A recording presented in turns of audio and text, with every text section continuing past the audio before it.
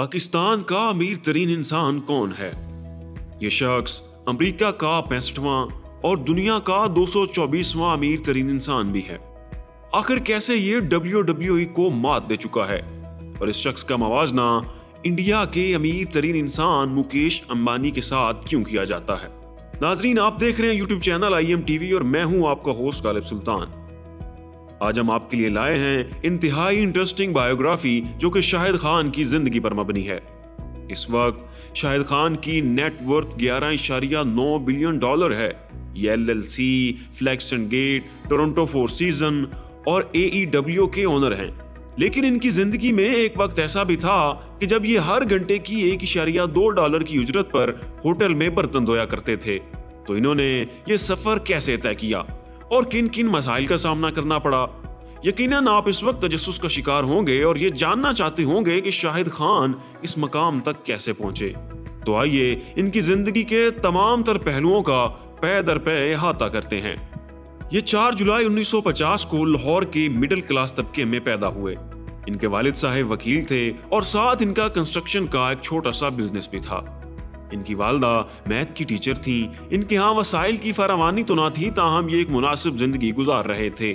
जब इन्होंने मैट्रिक के इम्तिहानात पास किए तो 16 साल की उम्र में इनके वालिद ने इन्हें अमेरिका का वीजा दिया और इनसे कहा कि जाओ बेटा, अमेरिका में जाकर आला तालीम हासिल करो और मुल्क व कौम का नाम रोशन करो। इनके वालिद ने इन्हें साथ $500 भी दिए और सफर पर रवाना कर दिया। इनके वालिद ने वीजे और $500 का बंदोबस्त बड़ी मुश्किल से किया था। अगर शाहिद खान वहां से तालीम हासिल किए बगैर नाकाम वापस आ जाते तो फिर इनके वालिद के पास शाहिद को लाहौर में दुकान खोलकर देने के भी पैसे न होते। खैर, शाहिद खान अमेरिका पहुंच गए। वहां इन्होंने एक रिकॉग्नाइज्ड यूनिवर्सिटी से ग्रेजुएशन की डिग्री हासिल की। अब अपनी तालीमी सरगर्मियों को जारी रखने के लिए इनके पास पैसे न थे, इसलिए ये पार्ट टाइम जॉब करते और वो जॉब ये थी कि ये हर घंटे की $1.2 उजरत पर होटल में बर्तन धोया करते थे। इसी दौरान इन्हें एक अंग्रेज खातून से मोहब्बत हो गई। उसका नाम एन कैल्सन था। ये दोनों एक ही कॉलेज में पढ़ते थे। एन कैल्सन खलूस से दिल से शाहिद के साथ वाबस्ता थी और शाहिद भी इस खातून से बेपनाह मोहब्बत करते थे। सो दोनों ने शादी का फैसला किया। फिर बाद में एन कैल्सन ने इस्लाम भी कबूल कर लिया और ये दोनों शादी के बंधन में बंध गए। ग्रेजुएशन मुकम्मल करने के बाद शाहिद खान की फ्लेक्स एंड गेट नामी कंपनी में नौकरी हो गई। ये कंपनी गाड़ियों के बम्पर्स बनाकर बेचती थी। इनका काम करने का तरीकेकार थोड़ा खराब था, इस वजह से ये कंपनी खसारे में जा रही थी। दरअसल ये बम्पर्स के छोटे और ज्यादा तादाद में टुकड़े बनाते जिन्हें बाद में जोड़कर एक मुकम्मल बम्पर बनाया जाता था। छोटे छोटे पुर्जाजात के जुड़ने की वजह से बम्पर देर तक नहीं टिकते थे। शाहिद खान ने जैसे ही कंपनी को ज्वाइन किया, उन्हें कंपनी की इस गलती की फौरन समझ आ गई। उन्होंने कंपनी को छोटे और ज्यादा तादाद में टुकड़े बनाने की बजाय बड़े और थोड़ी तादाद में टुकड़े बनाने का मशवरा दिया, क्योंकि बड़े और थोड़ी तादाद के टुकड़ों से बनने वाले बम्पर्स दूसरे बम्पर्स की निस्बत ज्यादा मजबूत होते हैं। कंपनी को शाहिद की बात पसंद आई और उन्होंने इस पर अमल करना शुरू कर दिया। नाजरीन, हैरान कुन तौर पर शाहिद खान के तजवीज़ करदा तरीके के मुताबिक बनाए गए बम्पर्स बड़े मुअस्सर और मेयारी साबित हुए। शाहिद खान की इस काविश पर उनकी कंपनी में साख तो मजबूत हो गई, लेकिन इसकी बदौलत ना तो उन्हें आला ओहदा मिला और ना ही उनकी तनख्वाह में इजाफा किया गया।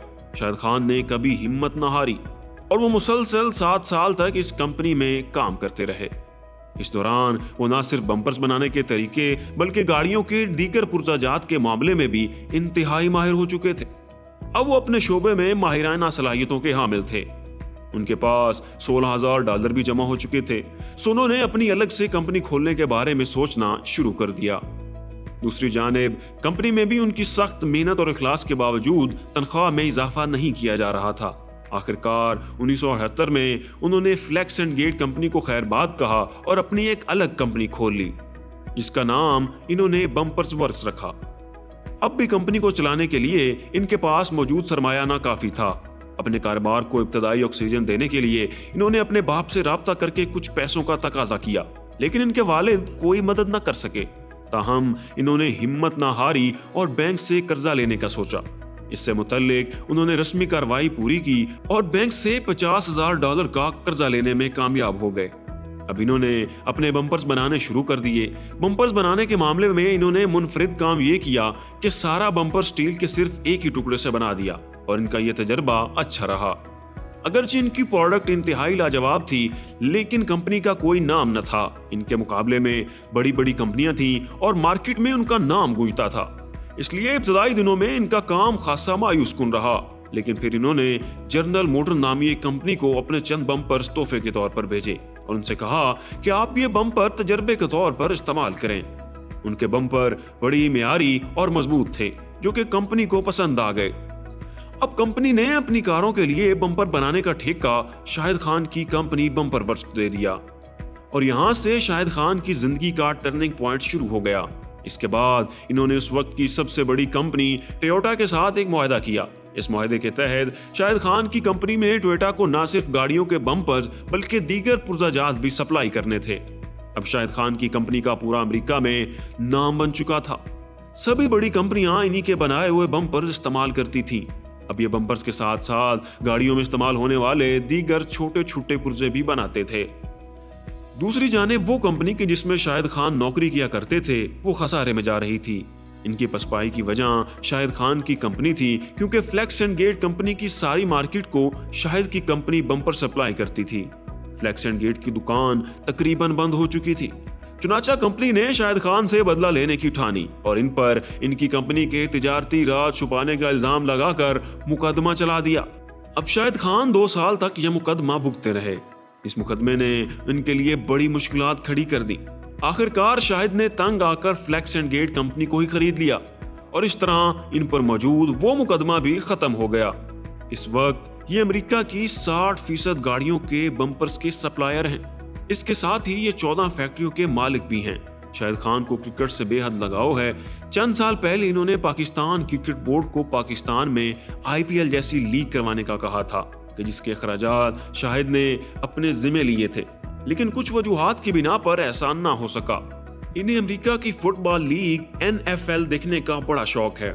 अक्टूबर 2011 में इन्होंने NFL की एक टीम जैक्सनविल जैगवार को खरीद लिया था। ये टीम अभी भी इन्हीं की मलकियत में है। इसके अलावा ये मजमूई तौर पर Fulham football club, LLC, flex and gate, Toronto four season और AEW के मालिक हैं। शाहिद खान का एक बेटा और एक बेटी है। इनकी बेटी का नाम शान खान और बेटे का नाम टोनी खान है। शाहिद और उनके बेटे ने मिलकर ऑल एलीट रेसलिंग के नाम से एक अलग रेसलिंग क्लब बनाया है।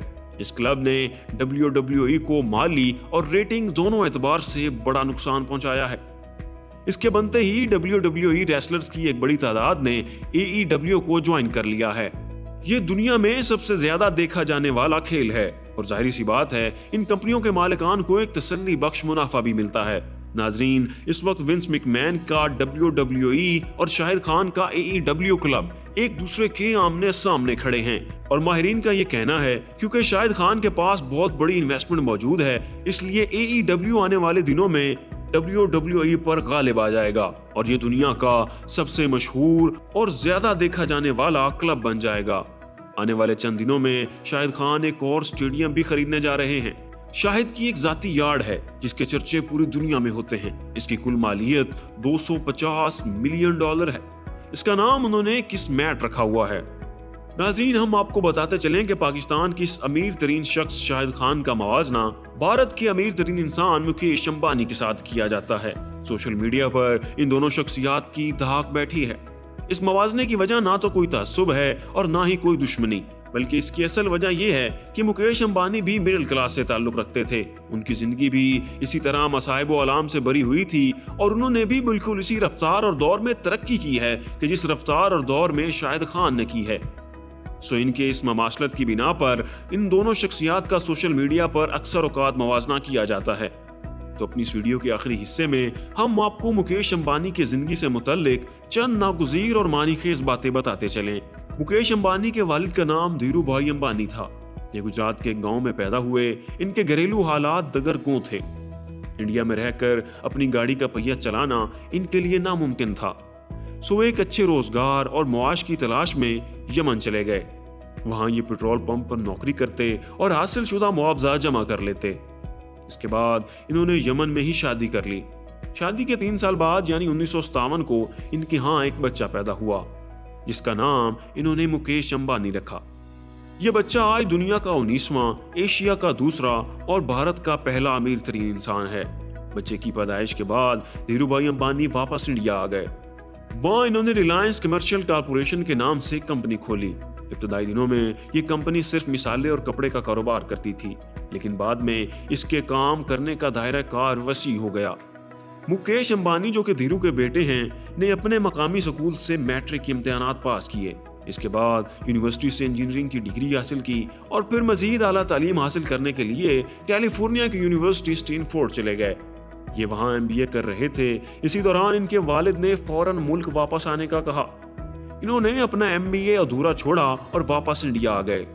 इसके बाद इन्होंने 2002 में शादी कर ली और इसी दौरान इनके वालिद ब्रेन ट्यूमर की वजह से मर गए। इनके एक छोटे भाई भी हैं, उनका नाम अनिल है। ये दोनों भाई मिलकर अपने कारोबार को मजीद वुसअत देते चले गए। इसके बाद इन्होंने इन्फोकॉम नाम से कंपनी खोली। ये कंपनी बड़ी कामयाब रही। देखते ही देखते इस कंपनी ने इंडिया में एक नाम बना लिया। बदकिस्मती से वालिद की वफात के 4 साल बाद इन दोनों भाइयों के दरमियान ना बन सकी और इन्हें अपने अपने कारोबार अलहदा करने पड़े। इस वक्त Mukesh Ambani petroleum, natural gas, petrochemical, textile, telecommunication और मीडिया के शोबों में काम कर रहे हैं।